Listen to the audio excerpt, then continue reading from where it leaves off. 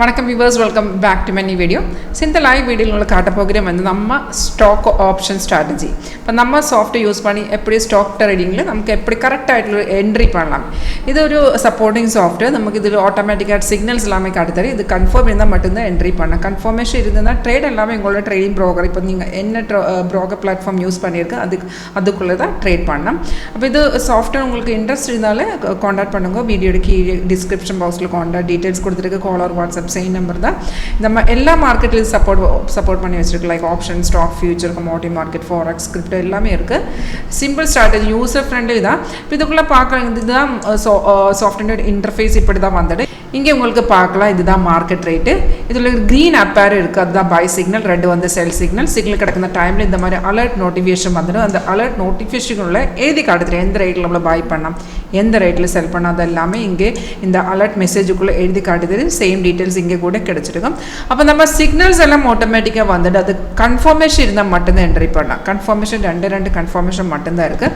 First அந்த signal இப்போ last பார்த்தீங்கன்னா இப்போ ஒரு பை சிக்னலாக கண்டினியூஷனில் இருக்குது. இப்போ ஒரு ஏரோ க்ரீன் அப்பேர் தான் பை சிக்னல். அந்த ஏரோ வந்ததுக்கு அப்புறம் ஃபர்ஸ்ட் கன்ஃபர்மேஷன் கீழே பாருங்க. கீழே இந்த மாதிரி ப்ரைஸ் பை ஜோன் தான் எழுதி காட்டணும். அதுதான் ஃபர்ஸ்ட் கன்ஃபர்மேஷன். செகண்ட் கன்ஃபர்மேஷன் ஏரோக்கு கீழே ஒரு பார் இருக்குது. அதுதான் நம்ம கன்ஃபர்மேஷன் பார். அந்த பார் கூடி க்ரீன் கலருக்கு காட்டணும்.